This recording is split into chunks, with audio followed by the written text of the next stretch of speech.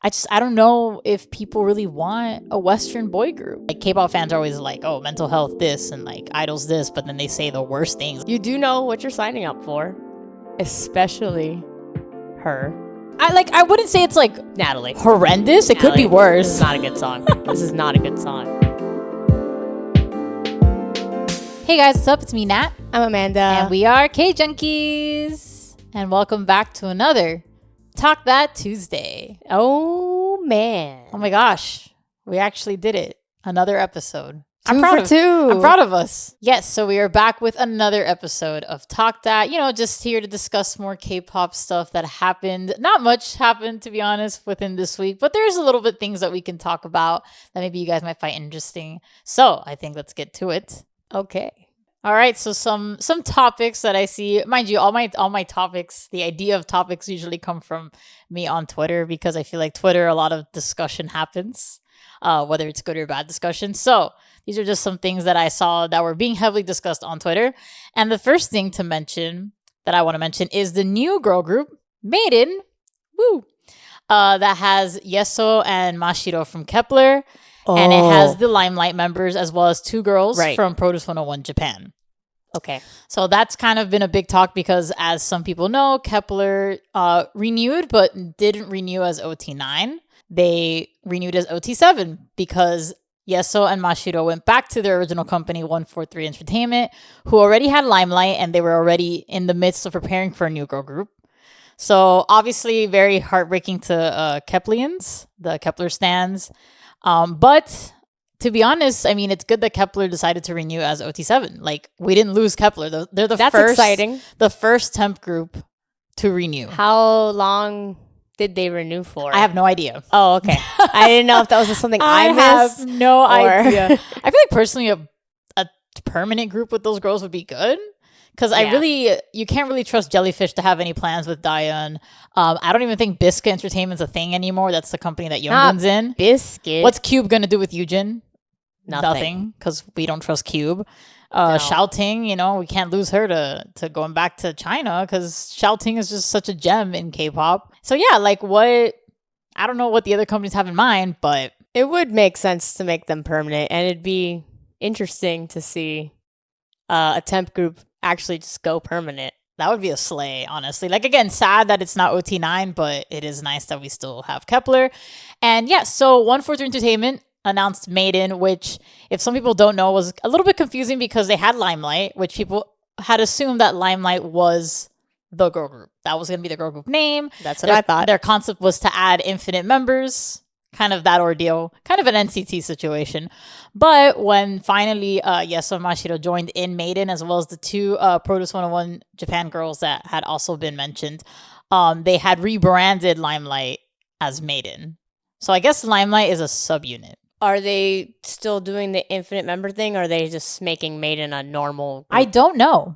Because I feel like if they didn't do their original plan from the get-go, they're not going to do it. Because even NCT couldn't keep that up. Yeah. I don't think... They were like, you know what? Never mind. I think personally they should just keep it as the 7 that they have. Personally, yes. I feel like the infinite member idea is too much for K-pop fans. I feel like a couple of companies have tried to make that happen, and it clearly doesn't work because that's not how K-pop stands work. They don't want that. They're just like, it's too many members. They don't like the idea of losing people and then being switched out and stuff because they get attached. Yeah, I think personally 143 should just stick to OT7 MADEIN. But yeah, so a lot of people, there's some, not discourse, but of course we're seeing some Kep1erians versus MADEIN stans or whatever, as fandoms move. That's how they are. They like to cause issues. Obviously, so some people are welcoming with open arms, Yeso and Mashiro in a new group, and they're still considered them Kep1er. The Kep1er members still talk about Yeso and Mashiro. It's not a taboo type thing, but we'll see how they do. They do have two known members of Kep1er, as well as Limelight, who are now familiar faces. So I'm just curious to see what that girl group's gonna do, what their style's gonna be, how well they're gonna do. We have a visitor. We have a guest. What is it, Socks? You got some thoughts about MADEIN? Head empty, no thoughts. Anywho, Continue. yeah. So yeah, I'm just curious to see how they're gonna do, and hopefully people will just support and not make such a big deal about it. I feel like at least Yeso and Mashiro are in a group, so I feel like it's good. Now you got to stand 2 groups. Next, we have something interesting. SM and another company called Moon and Back are debuting a British boy group. Not the cough. So, if some people might not know, it was mentioned, I would say, a couple months ago that there was going to be a British boy group under SM. It is like a collab, like a joint company thing. And apparently the boys did train under SM with the vocals and the dance. And I feel like it was, they were trying to do NCT Hollywood, which I feel like, thank God that didn't happen, because I don't think we need an NCT Hollywood unit under NCT. So they were like, why not like make this a separate entity? Well, yes. If you're gonna do that, I feel like it's better to make it separate instead of being. Cause I mean, obviously, global groups are like a thing now, especially with the K-pop companies starting them. But I don't know. When Natalie, I had no idea this was happening. I never saw news about a British boy. I literally shared it in our friend chat, and she's like, "What?" She shares a link like SM's new British boy group, and I thought she was joking because the link you shared wasn't like an official post. So I was like, "This is a joke, right?" But no, very much real. Very much real. Very much SM debuting a British boy group. Their name is Dear Alice, I believe, is the boy group. I think they're 5 members. I can't remember how many members I saw. I think Seems to be the 5. formula. Yeah. And yeah, I don't know.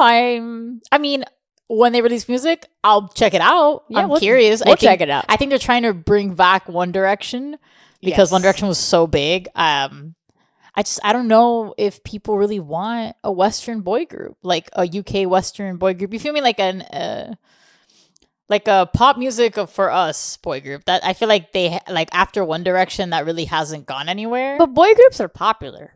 Like they're obviously big. Not as big as that's why K-pop is so big. No, of course, but not like that's K-pop. No, but boy groups have always been popular. Backstreet Boys, NSYNC, no, of One course, Direction. but I mean like in the sense of Cinco. like yeah, but like you wouldn't say they're insanely popular. No, but it's because they don't do it as often as like True. They Korea don't come does. back as much. So like maybe especially since like I feel like the boy group craze is more popular again.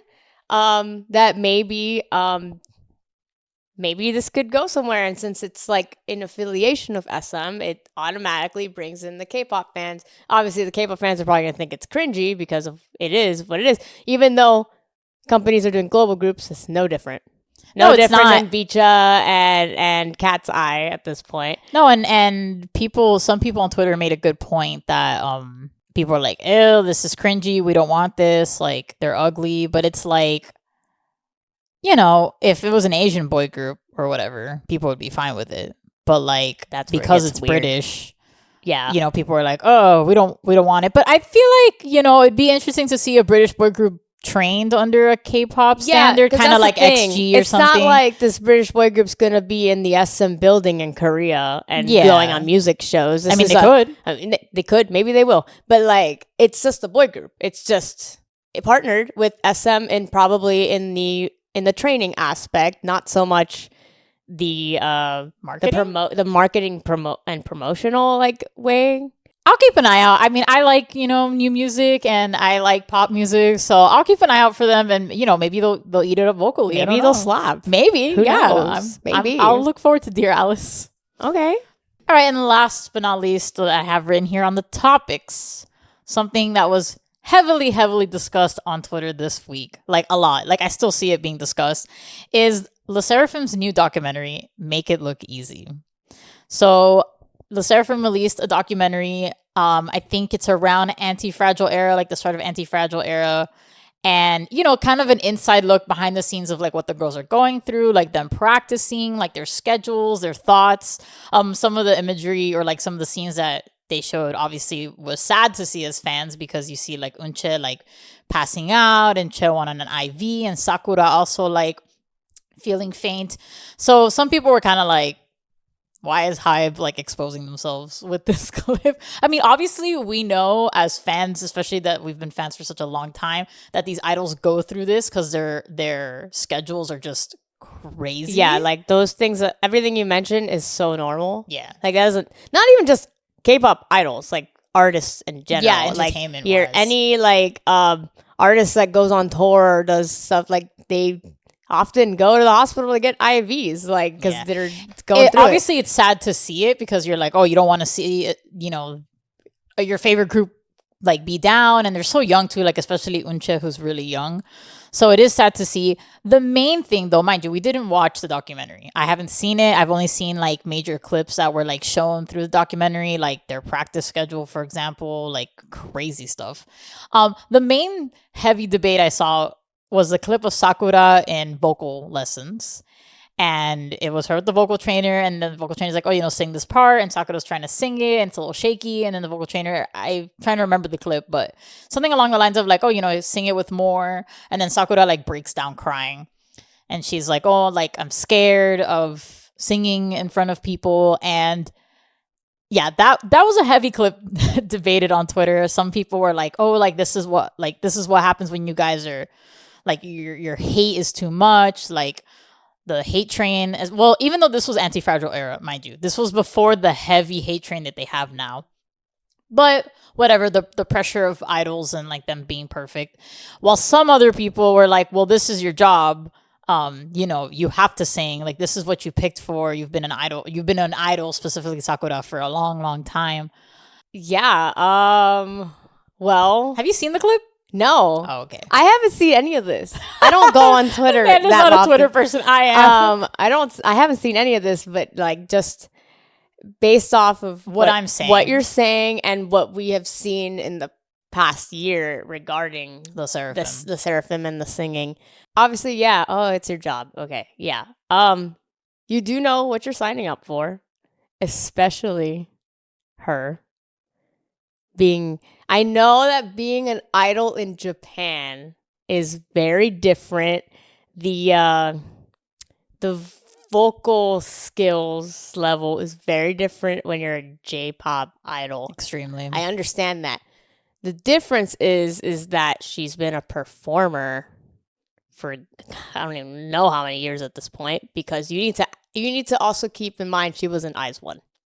She was in one of the biggest girl groups at the time, and she was like a very main face too. So I'm just like, how are you afraid to sing in front of people at this point when you've gone through multiple different stages in your career? And I can understand, honestly, like some people just can't improve. You know what I mean? Like some people just don't have it. And I can understand that maybe she might not have it, but she can get by because a lot of idols are just, you know, they're sub vocals. They're a part of a group. They're not all meant to be all rounders. They're not all meant to be phenomenal singers. This, that, whatever. It's like, I'm not trying to be like Sakura needs to be a better singer. Sakura needs to get better. It's more like I don't understand the fear part, because at this point, that's a bridge she should be already past. You know what I mean? Yeah. So, okay. So I have some points for that. So as you mentioned, like being a J-pop singer is a lot different. We watched Produce 48, which we know that the J side of Produce 48, the AKB girls, obviously struggled, and you saw the clear difference in vocal talent, which they mentioned on the show, that the training for J-pop idols is not the same as K-pop idols. So I feel like J-pop wise, Sakura was fine. Like vocally, I've seen clips of her like in AKB. Vocally, she was fine. Performance, she was fine. Then we go to 𝐼1, right? I mean, she wasn't center. She was number 2 for ranked 2 for 𝐼1. She was still like a sub vocal essentially. Like she had lines, they weren't crazy. She's a good performer. I would say she improved a lot compared to Produce 48. She improved a lot in 𝐼1 dance wise. So now we go to SSERAFIM, right? Where SSERAFIM is 5 members compared to 12 with 𝐼1. So definitely more eyes on you, more lines that you have to execute as a 5-member girl group compared to a 12-member girl group. I feel like the fear aspect, because sometimes you can like love your job and then at some point, which she does love her job. She does mention that she loves being an idol and loves being a performer. I think the fear aspect, I feel like some people just at some point let the words get to their heads and they like, I think she's maybe needs to take time, like maybe a hiatus if anything could help her. I know there's a lot of big artists that they've done tours, they've done all this, and then sometimes they just at some point are like, I need a break from singing. I need a break from like the limelight. I think her fear, like it sucks that she fears singing in front of people because I know the K-pop fan base too is not the same as J-pop, where like the J-pop fans aren't as critical, I think, as K-pop fans. K-pop fans are very critical. Like you could have one bad day as an idol and people are going to use it against you for like, I mean, people use Wendy having a bad day against her, and Wendy's one of the best vocalists in K-pop. So imagine someone like Sakura who's not strong vocally, has maybe like multiple little misses here and there, and people are like, she's the worst, you know? So I feel like I understand why she could be kind of scared. I mean, clearly that's Anti-Fragile era. She's still performing as an idol. It's not like she's taken a hiatus since then. And she did good in Coachella. Like I think personally, she was one of the most stable in the Coachella performance that people hate on SSERAFIM for. I don't think she overexerted herself in that performance. I think she was like stable in the sense where like she gave what she should give. You know, she just did the norm, whereas the others were trying to fit the Coachella. Like I think they were, I think like maybe vibes, they were overexerting themselves, overdoing it. I do think in a K-pop group, I know people are like, oh, you know, you should be able to hold a note. Yes, you should sing. At least be decent live. Like, maybe not the best. You're not going to bust out a note like Chen or something. But, like, at least be decent, right? But at the end in a K-pop group, there's different roles. Like you said, not everyone's an all-rounder. That's why in survival shows, like, not all the best vocalists win. Not all the best dancers win. Not all the best rappers win. Because in a group, there's such specific roles that you don't need someone to be crazy amazing. Like, you don't need that many members to be that good, because then they start competing against each other. Like, who gets this part? Who's going to get this part? And then if they don't get this part, well, she can hit a high note like this other girl. Why didn't she get it? I feel like that's such an issue lately in K-pop, because the whole positions thing is like not as concrete as it was, and as it used to be. That like there's a main vocalist, there's a lead vocalist, there's a sub vocalist, there's whatever.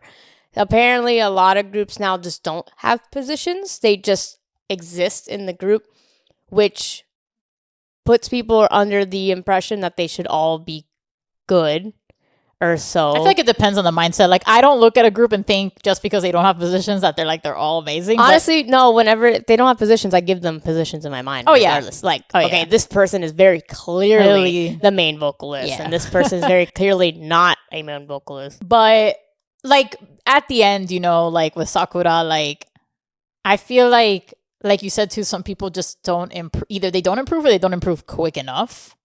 Like, it might take her even longer to get super comfortable with her vocal tone. You know, because she has like a nasally vocal tone. That's just, she's been a J-pop idol for so long, but that's, you know. But I just think hopefully it doesn't like burn her out too much. Because the thing is too is like, you know, I like K-pop fans are always like, oh, mental health this and like idols this, but then they say the worst things. Like, there's a difference between criticism. Like, oh, I think Sakura needs to improve a little bit. I think she needs to take her time.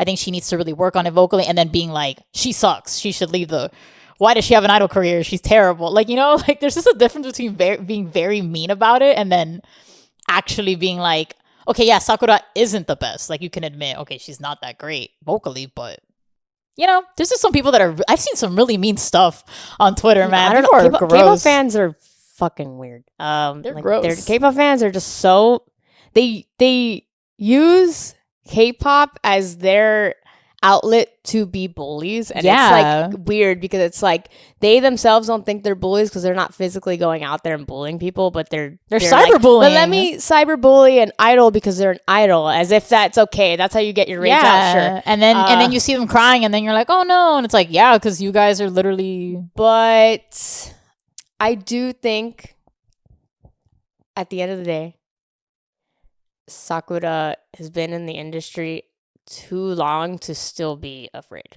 I like back even Yeah, with what yeah. you said, I still don't think so. I think for me it's the difference in fan base. Because I think. can understand, you went from 12 to 5. Okay, well, if you were not comfortable with the idea, then maybe you shouldn't have debuted in this group. My other thing is that I think she's not getting the proper training. Because a lot of people have thoughts about that. First of all, they're under HYBE, like umbrella. And we all know that maybe vocal training and consistent vocal training and practice is not a common thing in HYBE. And I feel like if she were to get proper training and maybe more focus on her lack, she would feel more comfortable with her skills or lack of skills, you know? I think that's the problem too. Like maybe she is practicing as much as they're letting her practice, but nothing's happening because she's not getting the proper practice. So she's never going to improve. It could also be like sometimes the register of the songs or certain parts. There's been a lot of instances where idols have parts where they really can't sing. Like Twice has had that issue before. Even like people say Eyelid, like with Magnetic, that it's like some parts are. Yeah, but their SSERAFIM songs are not. No, high. I know they're not like crazy high. If anything, I think some of their songs are too low for them. So some people they sing like some this. people were saying that they struggled a little bit with Easy because the register was too low. Exactly, it was too low. Because we know that they could sing. Even Yoonjin, who is a good singer. Yeah. If you watched Produce 48, we all knew she was amazing and she was done very dirty. But I just feel like they made them sing so low and easy. Yeah, and I think the register was too low for them. Yeah. At the end of the day, I feel like the 𝙆 hate train is a bit much, personally, because like people come for 𝙆 for certain things. Like it was crazy because 𝙆 was so loved during Fearless and Anti-Fragile era, like despite the whole thing with the bullying and whatever that happened with 𝐲𝑚. Like they were so loved, and then Easy came out. The second Easy came out, it was like people just changed their opinions. It was crazy. It was like, for some reason, the encore stages and the live singing thing became such a it's become a trend. big like gotcha moment. Like so people are like hopping on that bandwagon of hate for everyone. Like anyone who has an encore, even like Rise and stuff like that. It was crazy. Even anyone who has an encore stage, and I feel like people don't realize how awkward the encore stages are because there's like no in-ears. And it's just like there's like no backtrack. Yeah, some idols can like totally ace a encore stage, but like at the end of the day, they're just winning and they're kind of like they're mad chilling. And majority of them are just rookies. Also, it needs to be kept in mind that when you're a rookie, you're still growing into your skills and improving. Like you're not supposed to debut perfect. No. Like, I feel like that's a common misconception is like a group debuts and then they're being hated. They're being hated for not being phenomenal vocalists yet or whatever. Or performers. But like, you know, back in the day, like you would see these idols improve as the years go by. And that's one of the most exciting things is seeing, like a group that you follow just get better and better. I mean, like, look at don't hate on them from the get-go. Like Taemin's like a really Taemin was like the biggest example of that. The biggest example. He was just the little bowl cut boy who was a great dancer, and that's what they showcased him as the most. He was like a sub vocalist, and now look at him, one of the best soloists ever. And he's an amazing singer, basically a main vocalist, like all of SHINee are like main vocalists. Essentially, yeah. So that's how it's supposed to be. I just think at the end, like wrapping up the whole like topic with Sakura and whatever, I just feel like people need to relax a little bit. Like again, obviously it is her job, and I'm sure she is, taking into account that she needs to get better and do more lessons. But I feel like people need to realize that at the end of the day, idols are humans. They're not like some superior beings, and that people really need to watch out what they say, because we've had instances where idols do read they literally showed Eunchae on Twitter in that documentary, and people were like, why is she looking at Twitter? Like, I'm sure they've all seen because she wants to see what they're saying. Horrible things that they've said about these girls don't have their comments on Instagram. Oh. Their comments are off because of how bad the Coachella like hate train got. Like they don't get comments. So think before you type. I know you mentioned something about the practice times, like the long hours. Yeah. Do you remember what it was? Yeah, I believe the practice. From what I remember, Sakura had mentioned in the documentary, it was 9 a.m. to 5:30 in the morning. What? Yeah, like That's it was so- something that's like more than 12 hours. Yeah, it was like vocal practice, dance practice, a bunch of stuff, and then they would end the day. Because I think like I said, I haven't seen like clips of this documentary, but I did see a clip of Ning Ning. yes, Saying how they did Those- dance practice for 12 hours, and then someone was, I don't know who she was talking to, I think it was like an interview or something, and they were like, saying that like, how do you, and she's just like, that's my job. But like, and people being like, why do people think 12 hours is crazy? 12, you know how many people work more than 12 hours a day? which it is crazy. It to be is honest. crazy. It's physically People exhausting. shouldn't be working 12 hours but a day. unfortunately, everyone's doing it in different ways. Nurses, yeah. Nurses. I used to work 15-hour shifts doing school pictures, guys. Honestly, school pictures. That should be banned. But Yes. whatever. Like even as an idol, like 12 hours a day, I can't imagine dancing and singing for 12 hours a fucking day. I can't either.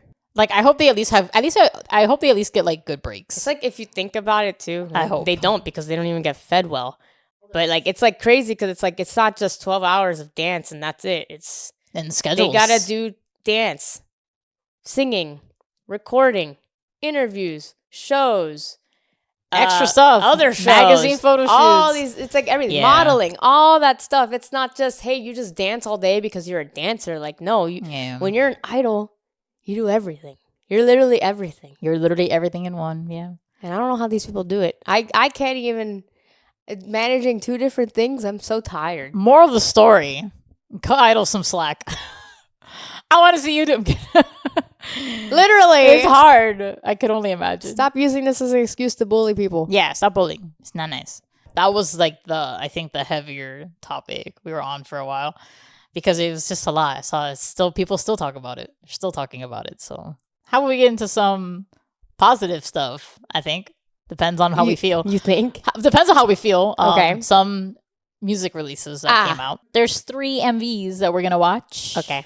So let's get to the first one. All right. So the first thing that we're going to watch that came out this week is Black Swan with Roll Up. Finally, a Black Swan comeback. I feel like it's been forever since Karma and Cat and Mouse. Yeah. And Cat and Mouse was great. Like Karma was good. I liked Karma, but Cat and Mouse. Now That was that's a a good B-side. song. That's a B-side. So I feel like from the teaser I saw, the production value, very nice. I'm actually very surprised with this company, because this company, I can't even believe they're still a company. So freaking DR music. And they're still called that, right? Yes. Wow. It's gonna show up, I think, up here in the beginning. All right, so let's watch a Black Swan roll up. Yeah, DR Music Entertainment. Wow. The serve. They really do Honestly. serve. I love the I just Western. love We the love variety. Western. I love the I variety. just love the variety. I love women. Yes. Karma's a bitch. Oh, period. Okay, budget. The budget is giving. Man, she really eats up the raps. Like, it's the fact that like Fato like raps in Korean and she just eats it up. And I love that. I love, And then that it's in Korean. the visuals.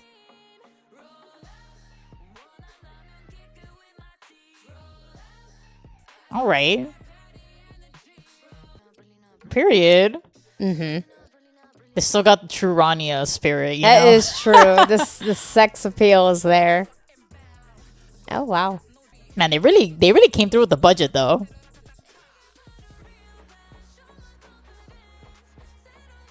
God, they're so pretty. They really are. Like models. I love the red outfits. God, this girl is gorgeous. I don't know I their remember her names. name. I don't know if it was Syria, I think. And then Envy. And then Gabby. Sorry if I'm saying the name wrong. Hey. Okay, but they really did say budget. I'm actually really surprised with this company. Like, I know people were like, budget? Okay, Black Swan. Honestly, I'm glad that they did come back, because I was a little worried that they took a while after their Cat and Mouse and Karma release. Because this is their second release with this lineup, mind you.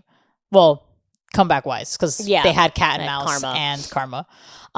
So I'm glad that they continue with the lineup, and they did come back, because I was a little worried, and I feel like a lot of people like this lineup, so good for them. I thought the song was good. It was fun. Yeah, I liked it. It was a banger.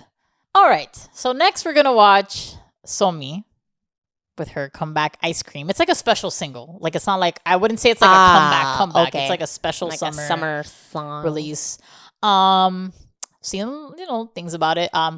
I watched the little video teaser she put. It was like her doing the dance on her Instagram.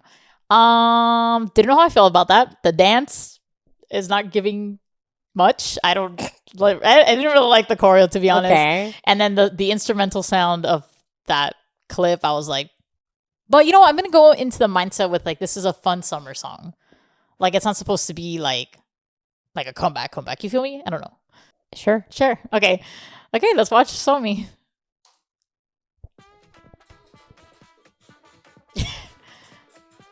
It's already wacky. Yeah, it's like quirky.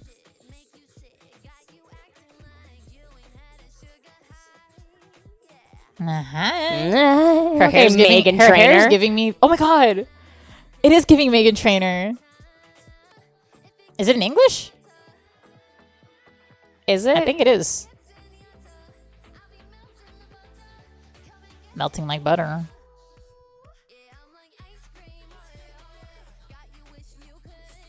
It really is Meghan Trainor.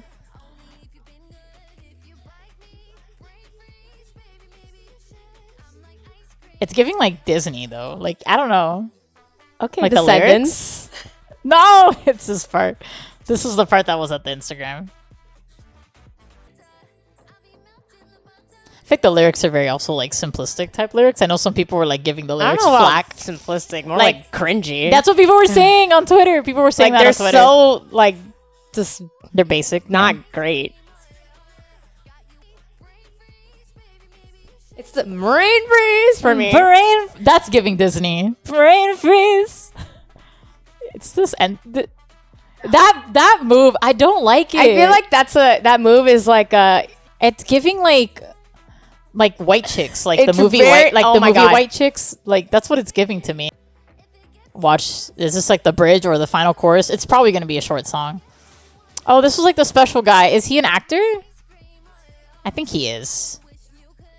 Because like, oh, special appearance, but he doesn't look familiar to me. Is this the last chorus? Oh my god, it's the YG party ending. Yeah. Did Teddy make this song? I have some choice words, Teddy.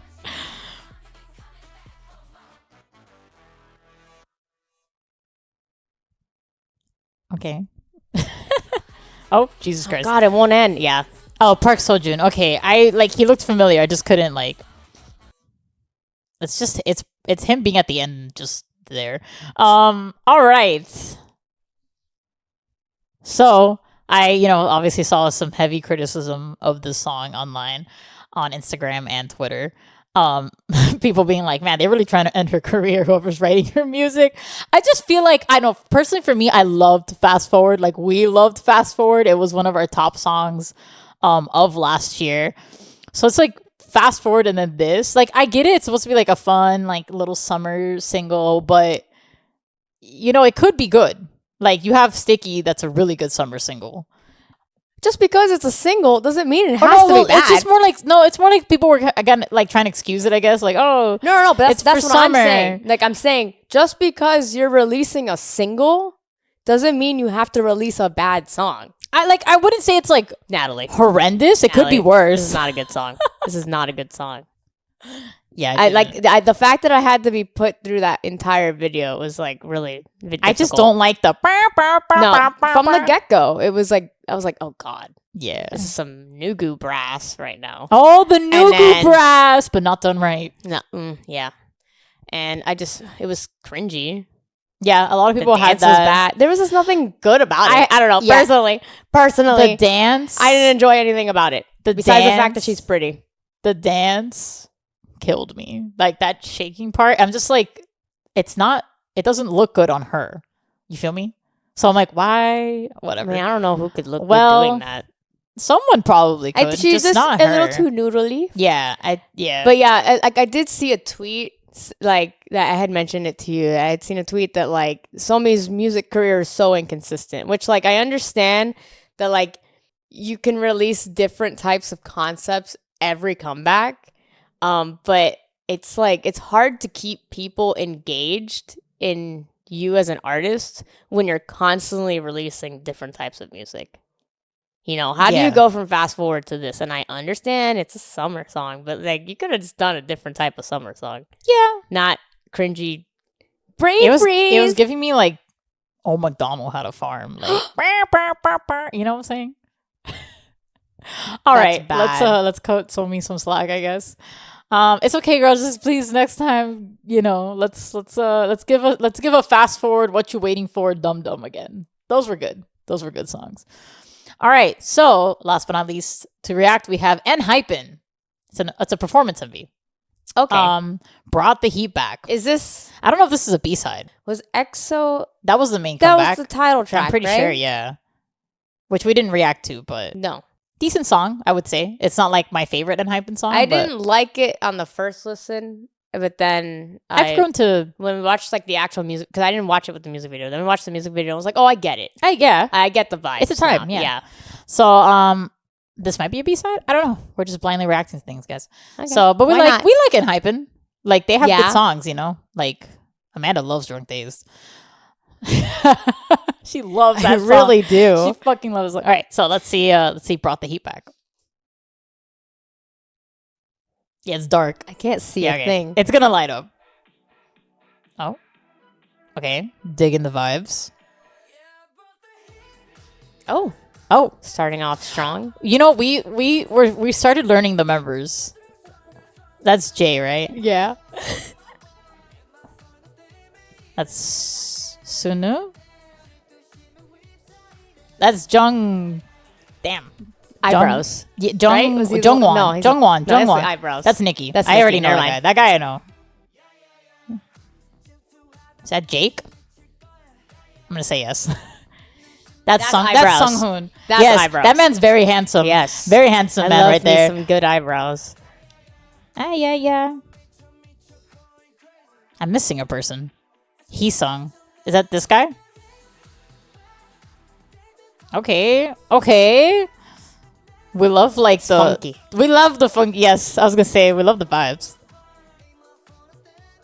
Oh hey, hand on hip.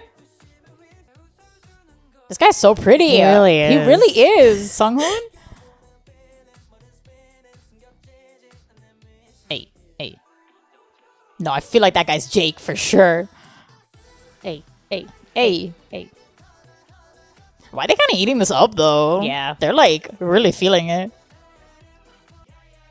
Hey. Oh. Hit that remix.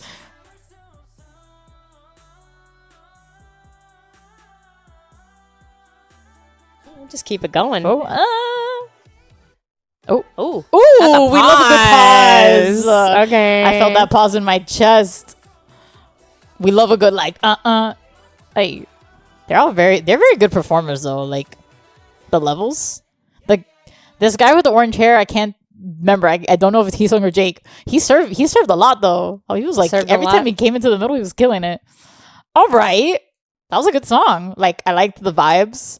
And the dance looked really good. And they were really eating it up. See, sometimes it's just good when you check stuff out and you're like, wait a minute. I just love the simplicity of a performance video. Sometimes, like, I feel like when a music video's got too much going on, it ruins the song. The songs you can't hear the song. I like watching the dance. Sometimes the dance is what actually sells me on the song. That's why I was having a good time. No, that was a good release. That definitely, compared to what we saw before this. Yeah, I'm glad you left this one for Yeah, last. I did that on purpose. Oh. For the most part, I feel like we were gonna like ENHYPEN, so I'm like, let me leave them for last. All right, so that was our reactions. Yes. Hopefully you guys enjoyed that, since I know some of you guys still want to see what we think about certain songs.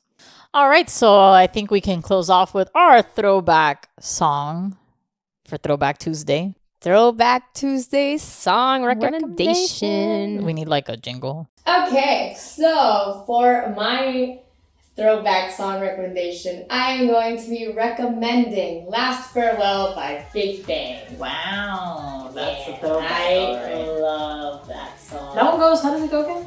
Ooh, bass. Was that your T.O.B. impression? I don't want not you, girl. That's Last Farewell. I love old Big Bang. Like I am a old Big Bang enthusiast. Love all of their music. Honestly, Last Farewell is one of my favorite Big Bang songs. And I always have a good time listening to that song. So if you've never heard it, check out their old stuff. And Last Farewell is a good place to start. Yeah. I want to give a girl group because I gave a boy group last time. So did I, though. But I only have a boy group coming to mind, so I guess I'll just do a boy group for now, and then I'll think about a girl group next time. So my throwback song recommendation is 𝙆-𝙀𝙀, That Man Opposed, or DMTN. They changed their name to DMTN later.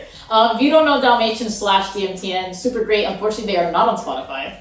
So if you do want to hear the song, definitely YouTube, That Man Opposed, or honestly, any of the other title tracks I absolutely love.